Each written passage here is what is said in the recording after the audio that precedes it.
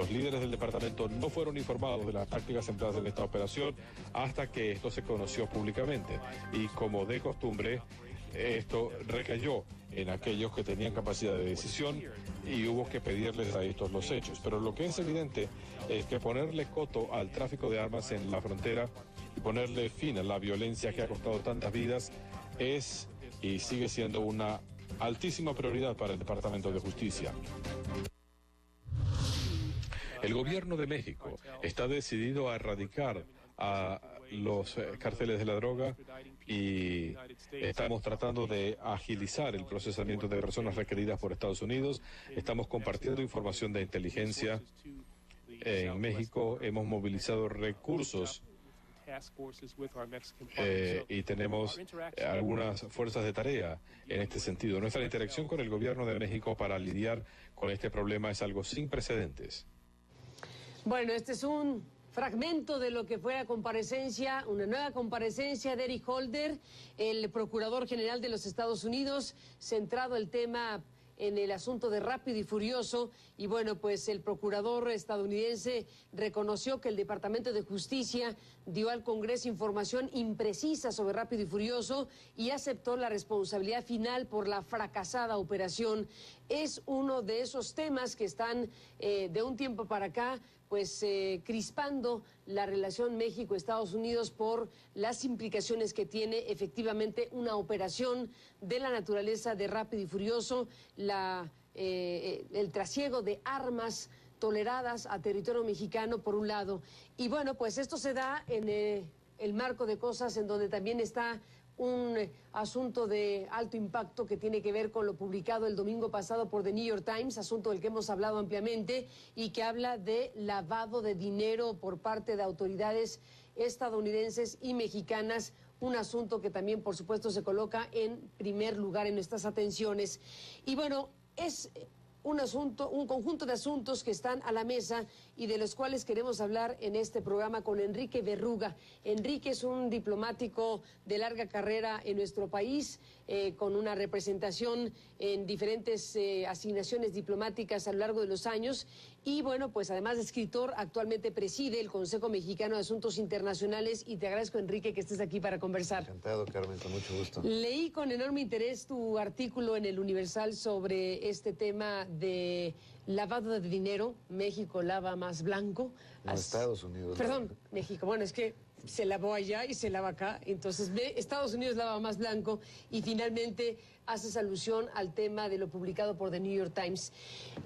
Como especialista en temas diplomáticos, como seguidor de estas realidades y como autor de este artículo muy interesante que toca con mucho ojo crítico lo que está pasando, ¿qué retrato tienes?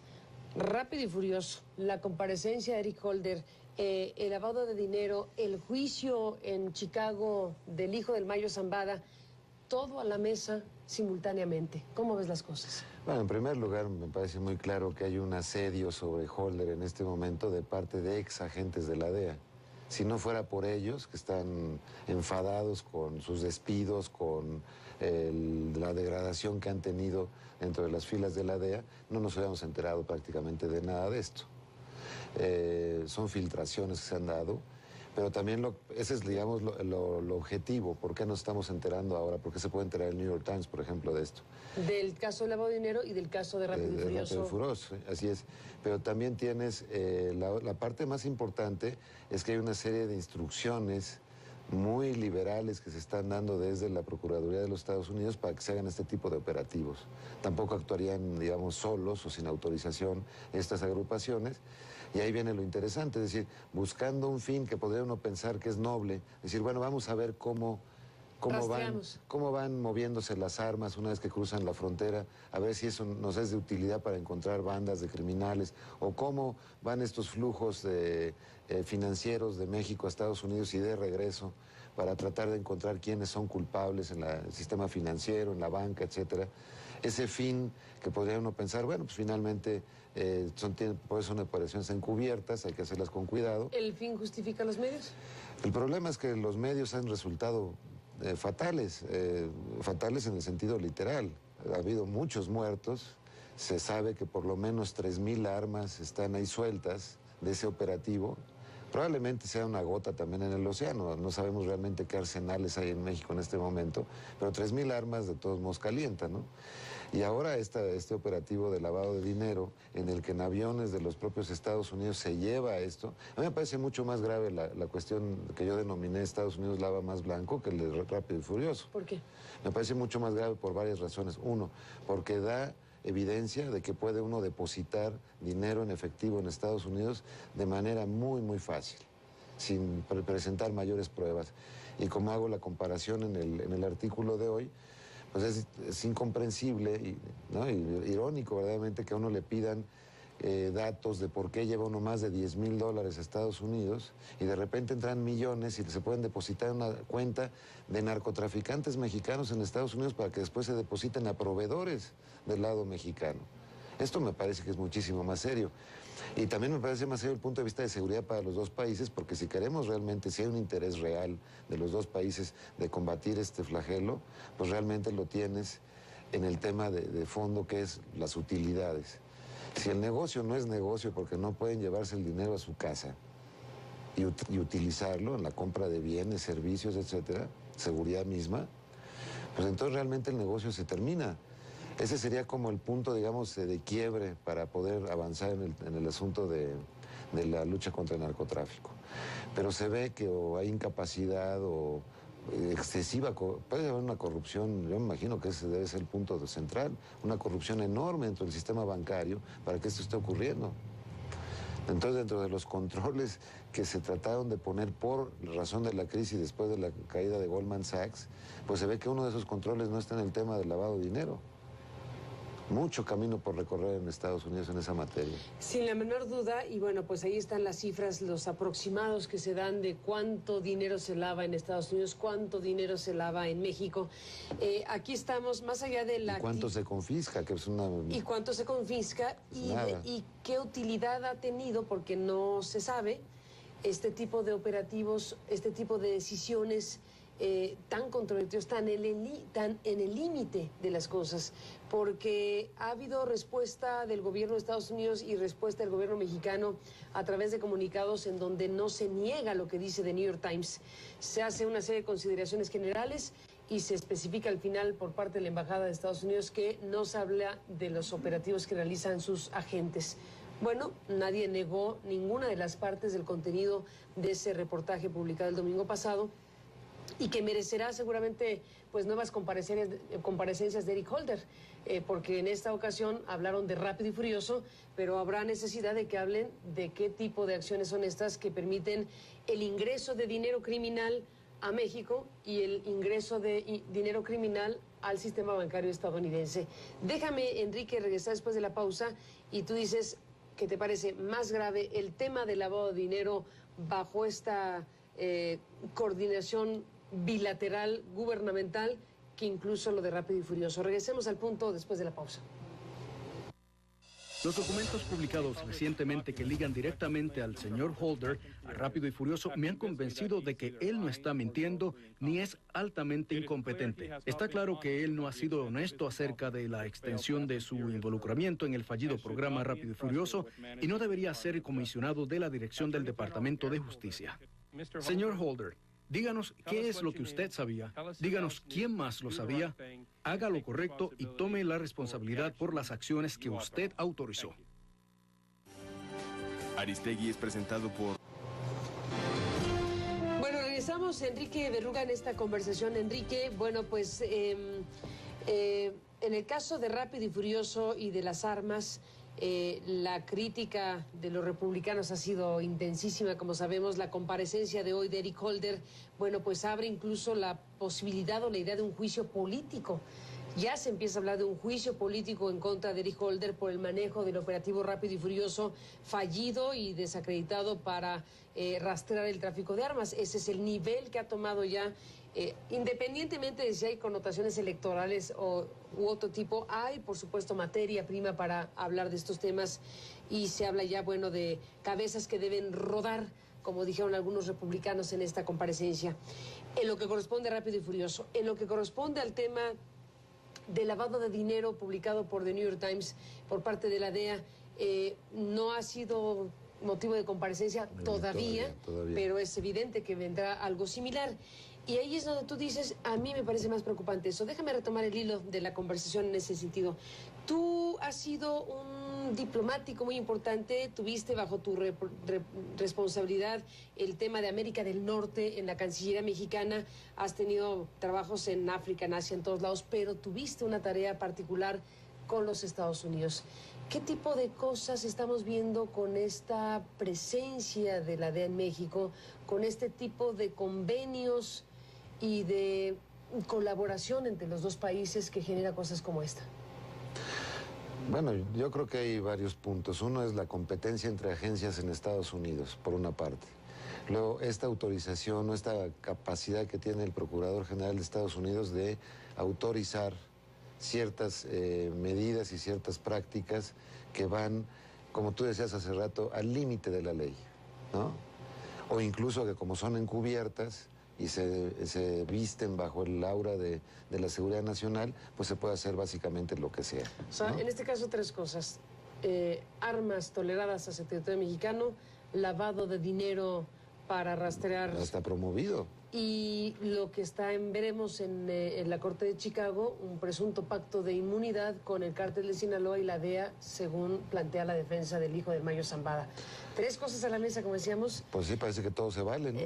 Bueno, y esa capacidad discrecional de permitir operaciones extraordinarias como esta, pues está bastante Pues por eso, precisamente por eso están llevando a juicio político, porque ya son decisiones, digamos que sí tiene esa facultad, pero el Congreso de los Estados Unidos está cuestionando la sensatez del procurador para aprobar ese tipo de medidas, porque violan soberanía. Yo creo que en el fondo el problema más grave es que no son eficaces. Ese es el tema. No han sido eficaces, digamos. Caray, hombre, pues se mandaron 3,000 armas que entraron a México, mataron a un agente de ellos con una de esas armas, mataron a otro agente de ellos del lado norteamericano, y ahora se observa que no han tenido una repercusión en la realidad. Es decir, caray, qué bien va la lucha contra el narcotráfico en México a partir de estas medidas. Bueno. Tú que tienes esta experiencia, ¿por qué no fue eficaz el rastreo de las armas en el caso de Rápido y Furioso? ¿Por qué no pudieron? ¿Por qué les falló? ¿Por qué falló el asunto? Normalmente porque estas armas taladran el número de serie. ¿En México? Viene en México o en Estados Unidos, a veces a la salida de la misma armería. Entonces es imposible saber. O sea, le quitan, le borran el registro. Así es, pero la demanda de México con Estados Unidos, o el pacto de México con Estados Unidos en esa materia, debería que cada arma que sale, yo no voy a cuestionar la segunda enmienda de la Constitución de los Estados Unidos, porque además nos corresponde a los mexicanos. Lo que sí voy a hacer es pedirte, en aras de la cooperación bilateral, que haya una prueba de balística de cada una de las armas que sale de una armería, para que cuando a alguien le dan un tiro en México, pues podamos saber, este arma se compró en Nebraska, este arma se compró en Florida, este arma se compró en Texas, en tal armería. De otra manera no tenemos, a través del tracking famoso, no se puede hacer hoy día ya eso. Entonces la única manera es con prueba de balística.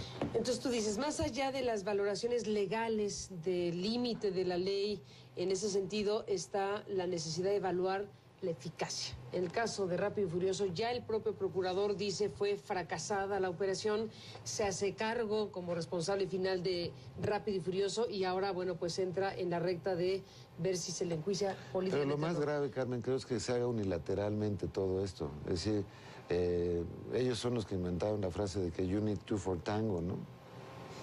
Pues aquí parece que bailan solos. Esa es la parte más grave.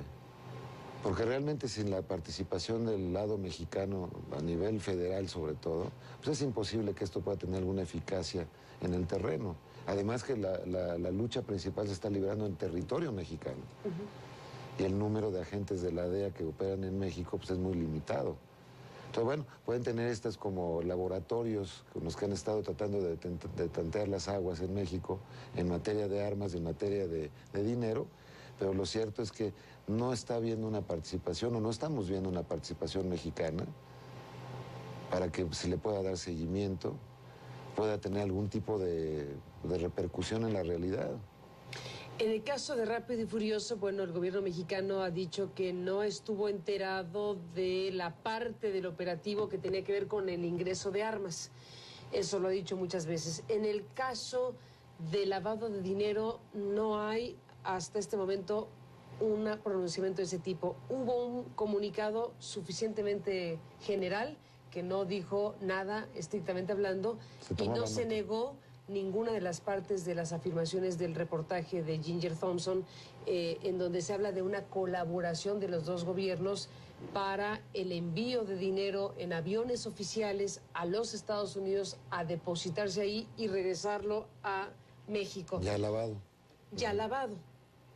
Nadie ha dicho que no sucede tal cosa. Ahí sí parece ser que hay una colaboración directa, operativamente hablando, de los dos gobiernos. Yo no lo observo, tendría que ser los capitanes de esas dos, digamos, batallas, tendrían que ser el Departamento del Tesoro y la Secretaría de Hacienda de México. ¿No es cierto? Son clave.